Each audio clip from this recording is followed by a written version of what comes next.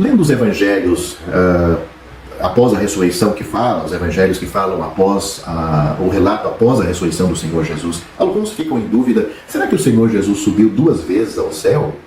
As Escrituras nos fornecem tanta evidência quanto o significado de uma ascensão singular e visível do Senhor Jesus. Quando o Senhor Jesus apareceu a Maria, como descrito em João capítulo 20, versículo 17, ele disse: ainda não subi para meu Pai. Isso confirma que ele não ascendeu entre sua morte e a ressurreição, ou seja, ele não subiu para o céu entre a sua morte e a ressurreição. Em seu corpo glorificado, ele ainda não havia subido com o seu corpo ressuscitado, cheio de glória. Em Atos capítulo 1, versículo 2, lemos a expressão até o dia em que ele foi recebido em cima. Um evento particular e singular, descrito como sendo e tendo acontecido 40 dias após a sua ressurreição. Além disso, aprendemos que ele foi visto por eles, pelos discípulos, vários discípulos, Atos capítulo 1, versículo 3, durante aqueles 40 dias. Mas então, no momento de sua ascensão, lemos que ele foi recebido em cima, fora da vista deles. Ele foi visto então, depois de determinado ponto do tempo, e enfim, quando ele estava olhando para cima, ele subindo, então uma nuvem o recebeu, ocultando aos olhos dos seus. Atos capítulo 1, versículo 9. Daquele ponto em diante, eles não o viram mais, porque ele havia ido para o Pai, como ele havia prometido em João capítulo 16, versículo 10, partindo de uma maneira muito visível, com um destino claro, diferente dos tempos durante os 40 dias em que o Senhor Jesus mostrou que era ele mesmo, como João capítulo 21, versículo 1, versículo 14, e então desapareceria de suas vistas, como temos em Lucas capítulo 24, versículo 31.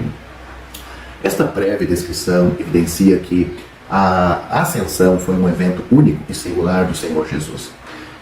Para abordar a questão do aparente imediatismo de sua ascensão em João capítulo 20, versículo 17, leia este versículo.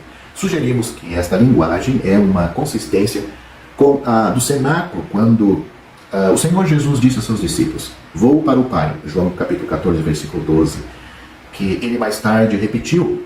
Veja João capítulo 14, 21, 16, capítulo 16, versículo 5, versículo 10, versículo 28. O Senhor Jesus falou disso como sendo ainda futuro, mas com total certeza quanto ao seu cumprimento. No cenáculo, o Senhor Jesus falou de seu retorno ao Pai por meio de sua morte, sepultamento, ressurreição e ascensão. Um retorno com seu corpo humano, mas transformado e glorificado. Enquanto estava no jardim com Maria, após a ressurreição, ele afirmou o mesmo. Mas apenas a ascensão aguardava o cumprimento. Esse evento seria cumprido, iria acontecer 40 dias depois. A ascensão singular e visível tem um significado precioso para todos os que pertencem a ele, pois há uma certeza de sua exaltação atual. Suborno e engano foram empregados para mascarar a ressurreição de Cristo, mas seus discípulos já haviam sido testemunhas de sua ressurreição e sabiam que ele estava vivo novamente. Veja Mateus capítulo 28, versículos 11 a 15.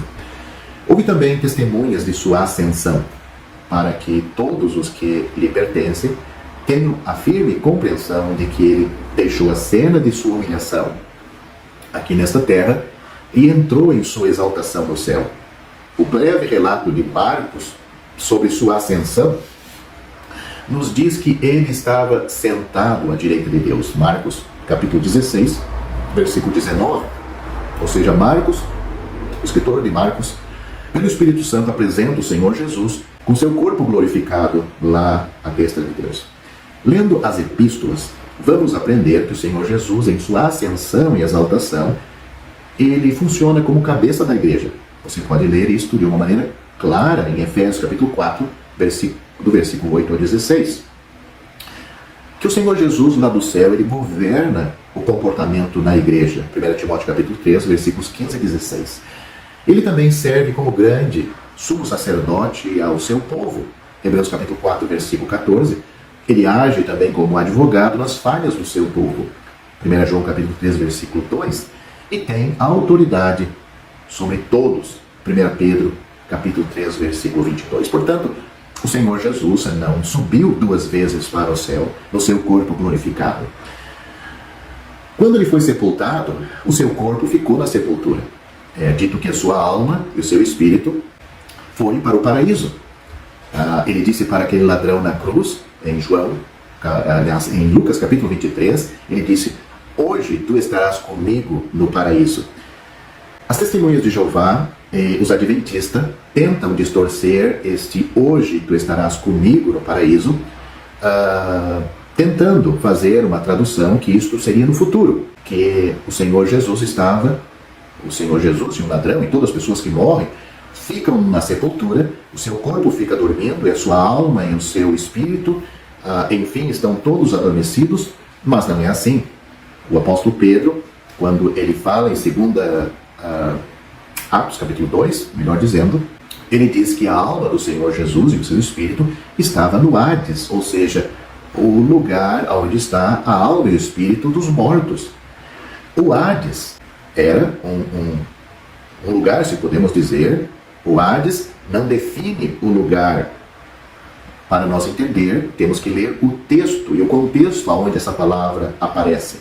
Isso é muito claro na história de Lucas, capítulo 16, onde o homem Lázaro, a história do homem Lázaro que morreu, ele foi para o Hades, mas a parte do Hades que ele foi é o paraíso, o lugar de bênção, de felicidade. Ele estava no seio de Abraão. Já o rico, quando morreu, ele abriu os seus olhos no Hades, mas na parte do sofrimento. Ele estava no que chamamos que é um lugar de inferno, um lugar de sofrimento. Pois bem, o Senhor Jesus, entre a sua morte e a ressurreição, ele estava no paraíso, aquela parte de bênção, junto com o ladrão. Ele prometeu para o ladrão: hoje tu estarás comigo no paraíso. Quando o Senhor Jesus ressuscitou, então a sua alma e o seu corpo vieram do Hades, juntaram-se ao seu corpo e ele ressuscitou. Diferente das outras ressurreições. Por exemplo, aquele outro Lázaro, irmão de Marta, Marta, ele ressuscitou, mas morreu de novo. Ele não ressuscitou num corpo glorificado, num corpo transformado. Já o Senhor Jesus, ele ressuscitou num corpo glorificado. É por isso que ele podia passar agora pelas paredes. Os discípulos estavam reunidos, com as portas fechadas, em João capítulo 20. Mas ele se apresentou no meio deles. Ele podia andar de uma maneira bem mais rápida do que caminhar, do que um humano caminha normalmente. Ele podia estar com aqueles discípulos, 2 discípulos lá no caminho de Emaús, e chegou em casa, como também ele podia desaparecer repentinamente e sair daquele local. Portanto, espero que este vídeo tenha esclarecido um pouco, e se ficou alguma dúvida, pode escrever aí nos comentários, que vou procurar responder.